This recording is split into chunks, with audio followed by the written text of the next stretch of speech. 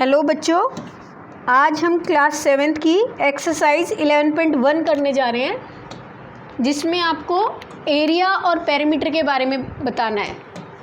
जिसमें रेक्टेंगल और स्क्वायर, इन दो फिगर्स के बारे में क्लियर इन्फॉर्मेशन होनी चाहिए। जैसे फर्स्ट अगर हम नॉर्मली बेसिक बता देती हूँ आपको। जैसे अगर ये है, ये क्या है? स्क्वायर। ठीक है, स्क्वायर मतलब हिंदी में बोलें तो वर्ग या स्क्वायर। इसमें क्या होता है, सारी साइड्स इक्वल होती हैं। साइड्स क्या होती हैं? All sides are equal. ठीक है, यानी अगर ये वाली साइड ए है तो ये भी ए है, ये भी ए है और ये भी क्या है? ए है। तो स्क्वायर में सारी साइड्स इक्वल होती हैं, जिसकी वैल्यू हमने क्या ले ली? ए ले लो, एक्स ले लो, जो भी मर्जी चाहे ले लो। अब इसमें क्या है, सबसे पहले होता है पेरीमीटर।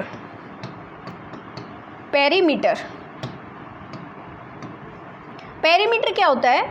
साइड्स का सम। पेरीमीटर का मतलब होता है सम ऑफ ऑल साइड्स। क्या होता है? सम ऑफ ऑल साइड्स। यानी कि अगर इसमें ए साइड्स दी हुई है तो सबको ऐड कर दो। First side plus second side plus third side plus fourth side, A plus A plus A plus A, यानी कि पेरीमीटर क्या बन गया? 4a। आप अगर इसके फॉर्मूले की बात करते हैं तो पेरीमीटर ऑफ स्क्वायर क्या होता है? Perimeter of square,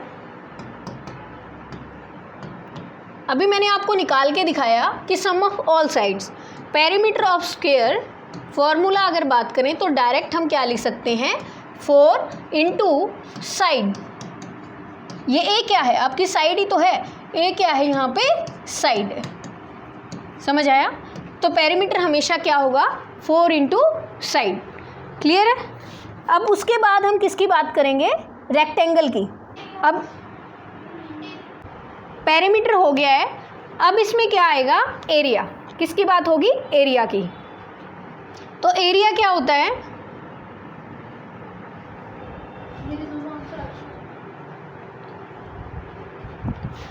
area of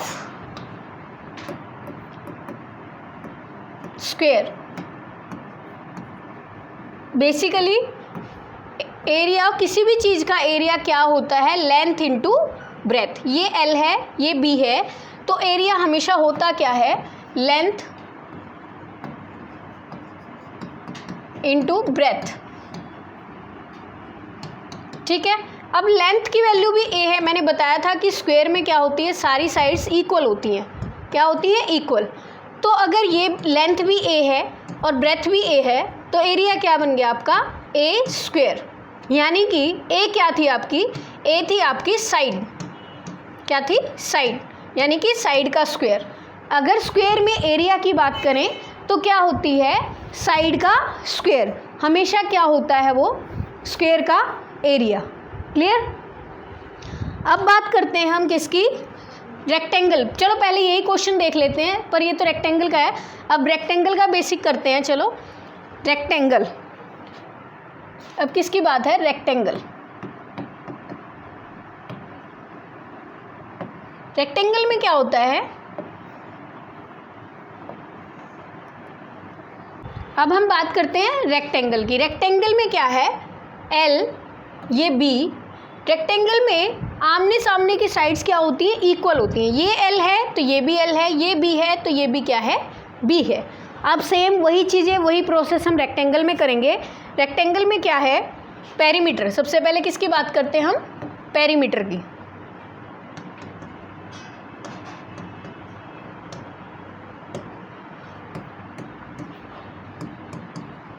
फिर से पेरीमीटर मैंने क्या बताया था? जितनी भी साइड्स दी हैं उनका सम। यानी यहाँ से शुरू हो जाओ, एल प्लस, फिर इसकी बारी B plus L plus B, यानी जितनी भी साइड्स हैं उन सब का क्या होता है? सम होता है। ठीक है, तो कितनी? 2l है, एल 2l प्लस क्या? 2b। इसको हम और क्या लिख सकते हैं, 2 कॉमन ले लेते हैं, L प्लस B। तो ये क्या है आपका पेरीमीटर। अब बात करते हैं किसकी, एरिया की। किसकी बात करेंगे, एरिया। ये था आपका पेरीमीटर। अब बात करते हैं एरिया। एरिया मैंने बताया था अभी कुछ देर पहले स्क्वायर में कि हमेशा किसी भी फिगर का एरिया मोस्टली क्या होता है, L इंटू बी होता है, L इंटू बी, यानी लेंथ इंटू ब्रेथ। इसमें लेंथ अलग है, ब्रेथ अलग है, तो इसका लेंथ इंटू बी ही क्या रहेगा, एरिया रहेगा। क्लियर, ठीक है, इसको नोट कर लो। और ये बेसिक है, आगे क्वेश्चंस में आपके यूज़ होगा ये। एक्सरसाइज 11.1 का फर्स्ट क्वेश्चन क्या दिया है, the length and breadth of a rectangular piece of land are 500 metre and 300 metre. ठीक है, तो आपको लेंथ दी है, ब्रेथ दी है, और आपको फाइंड आउट क्या करना है, एरिया। क्या फाइंड करना है, एरिया। और क्या करना है, कॉस्ट पता करनी है कि अगर 1 मीटर स्क्वायर की कॉस्ट 10,000 रुपये है तो टोटल जितना एरिया आया उसकी कॉस्ट क्या है। ठीक है, तो शुरू करते हैं क्वेश्चन को। क्या लिखेंगे, जो गिवन है, गिवन क्या है आपका, length of piece of land,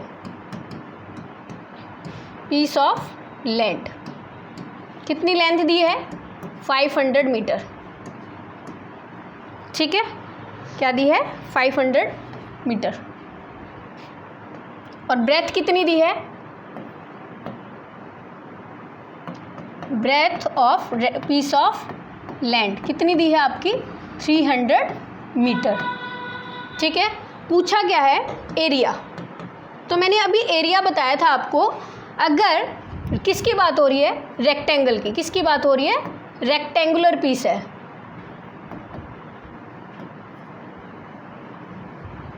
ठीक है, क्या है, रेक्टेंगल की बात हो रही है। तो एरिया ऑफ रेक्टेंगल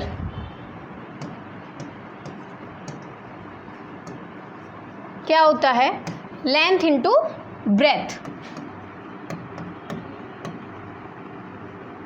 ठीक है, तो रख दो वैल्यूज, यानी कि L इंटू बी। L कितना दिया है आपको, अभी मैंने बताई थी, ये होती है L और ये क्या थी आपकी B। तो L की वैल्यू 500, B की वैल्यू 300। तो देखो हम क्या करते हैं, जितनी टोटल ज़ीरो हैं, क्या करते हैं, जितनी भी ज़ीरो हैं, कितनी ज़ीरो हैं, 2 यहाँ हैं, 2 यहाँ हैं, 4 ज़ीरो हैं, डायरेक्ट 4 ज़ीरो लगा दो और 5 को किससे मल्टीप्लाई कर दो, 3 से। 5 3 ज़ा 15। अब ठीक है, ये कैलकुलेशन में आ गया। अब एक बात बताओ, लेंथ भी मीटर में थी, ब्रेथ भी क्या थी, मीटर में थी, तो 2 मीटर हो गए, यानी मीटर का क्या बन गया, स्क्वायर बन गया। मीटर का क्या बन गया, स्क्वायर। एरिया क्या आ गया आपका, स्क्वायर में, मीटर स्क्वायर में आपका क्या आ गया, एरिया आ गया। ठीक है, अब क्या दिया है, कॉस्ट ऑफ द लैंड, यानी कि कॉस्ट बताइए 1 मीटर स्क्वायर की कितनी कॉस्ट है, 10,000 रुपये, 10,000 रुपीज़। तो इसको कॉस्ट निकालने के लिए टोटल जितना भी एरिया आया उसकी कॉस्ट निकालने के लिए हम क्या कर देते हैं, एरिया को कॉस्ट से मल्टीप्लाई कर देते हैं। एरिया को कॉस्ट से क्या कर देते हैं, मल्टीप्लाई कर देते हैं। ठीक है, नेक्स्ट क्या दिया है आपको, cost of 1 metre square. Cost of 1 metre square is equal to 10,000 rupees, 10,000 rupees. अब भाई ठीक है, जैसे हम कहते हैं कि भाई एक पेंसिल आती है 5 रुपये में, तो 5 पेंसिल कितने में आएगी, तो जब ज़्यादा निकालना होता है मल्टीप्लाई करते हैं। तो यहाँ भी एक का खर्चा दिया है 10,000 रुपये, तो जितना आपका एरिया आया हुआ है उसका क्या होगा, तो कॉस्ट ऑफ कितना 15 मीटर स्क्वायर कितना आ जाएगा, इसकी 10,000 से क्या कर देंगे, मल्टीप्लाई कर देंगे। 4 कर दो। अब सबसे पहला काम क्या करेंगे, ज़ीरो काउंट करेंगे, 1 2 3 4 5 6 7 8, कितनी ज़ीरो लग जाएंगी, 8 ज़ीरो। 1 2 3 4 5 6 7 8 और 15 1 जा 15। इतने रुपए खर्चा आएगा इस पीस ऑफ लैंड को अगर कॉस्ट पूछे, ठीक है। तो क्या पूछा था, कॉस्ट बतानी थी आपकी, इस ज़मीन की कॉस्ट कितनी होगी। अगर 1 मीटर स्क्वायर का खर्चा 10,000 है तो जितना एरिया आया उसकी कॉस्ट क्या होगी आपकी। क्लियर है। तो ये क्वेश्चन इस तरीके से करेंगे हम। बड़ा इजी सा मेथड है। सबसे पहला काम क्या किया हमने, हमें पता था क्या कि लेंथ ऑफ रेक्टेंगल, जो रेक्टेंगुलर लैंड थी क्या थी उसकी लेंथ, ये रेक्टेंगुलर लैंड थी ना, उसकी लेंथ 1500 मीटर थी।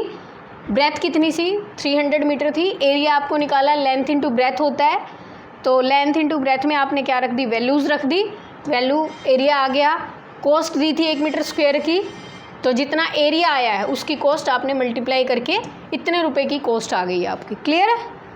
इस क्वेश्चन को इस तरीके से करेंगे, ये आपका आंसर हो गया। नेक्स्ट क्वेश्चन आपका क्या फाइंड आउट करना है, एरिया निकालना है किसका, स्क्वायर पार्क का।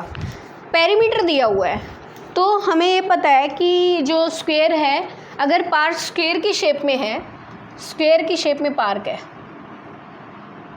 ठीक है, एक पार्क है ये, हमें इसका पेरीमीटर दिया है। क्या दिया है, पेरीमीटर।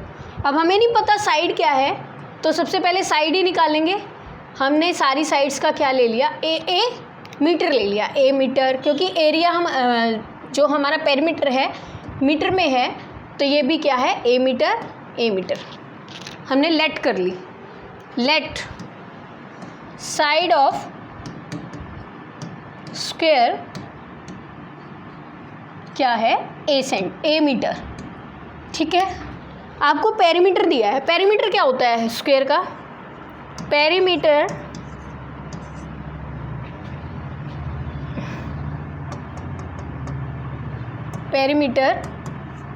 ऑफ स्क्वायर, अभी थोड़ी देर पहले मैंने आपको बताया था क्या होता है, 4 इंटू ए कह लो या क्या कह सकते हैं, साइड, 4 इंटू साइड, ठीक है।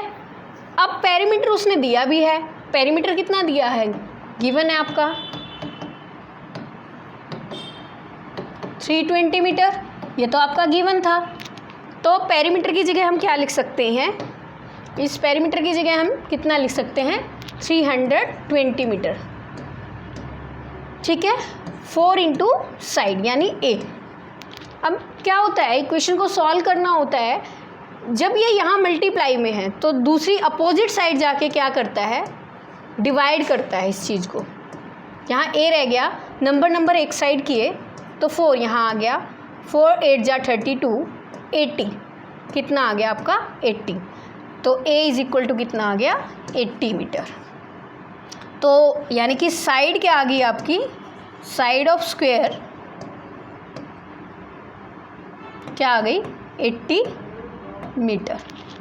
क्लियर है। अब इजी हो गया क्वेश्चन, पेरीमीटर गिवन था, हमें पेरीमीटर का फॉर्मूला पता था क्या होता है, भाई 4 इंटू साइड होता है। 4 इंटू साइड के इक्वल हमने क्या रख दिया, जो भी आपको पेरीमीटर गिवन था, पेरीमीटर 320 पता था, उसके इक्वल रखा, तो ए की वैल्यू निकालेंगे, 4 यहाँ मल्टीप्लाई है, दूसरी साइड जाके क्या कर दिया उसने, डिवाइड कर दिया, काटा तो 80 आ गया। यानी साइड, ए का मतलब क्या है आपका, साइड। साइड कितनी आ गई आपकी, साइड ऑफ स्क्वायर 80 मीटर आ गई। अब इतना तो क्वेश्चन हो गया। पूछा क्या है उसने, आपसे पूछा है एरिया। क्या पूछा है, एरिया ऑफ स्क्वायर। तो एरिया ऑफ स्क्वायर क्या होता है, फॉर्मूला आपको बताया था अभी, एरिया ऑफ स्क्वायर क्या होता है, ए इंटू ए, या आप क्या कह सकते हैं, साइड इंटू साइड। एक बात का ध्यान रखना, हर क्वेश्चन में फॉर्मूला लिख लेना, ताकि आपको फार्मूलाज याद भी हो जाएं और आपको यूज़ करने भी आ जाएं कि बार बार कैसे फार्मूलाज का यूज़ होता है, और आपको बहुत अच्छे से याद हो जाएंगे।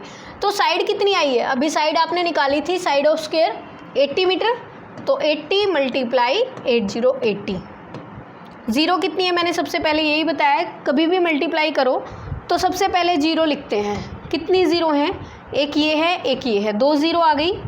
और 8 की 8 से मल्टीप्लाई करोगे तो क्या आ गया, 8 8 जा 64। और मीटर, ये भी साइड मीटर में थी, ये भी साइड मीटर में थी, तो मीटर का स्क्वायर। हमेशा ध्यान रखना एरिया मीटर स्क्वायर में आता है, पेरीमीटर सेंटीमीटर में, मीटर में, या जो भी आपको यूनिट दी है उसका स्क्वायर लगा है तो यानी वो एरिया है, वो सिंपल लगा है तो यानी वो पेरीमीटर है। क्लियर है?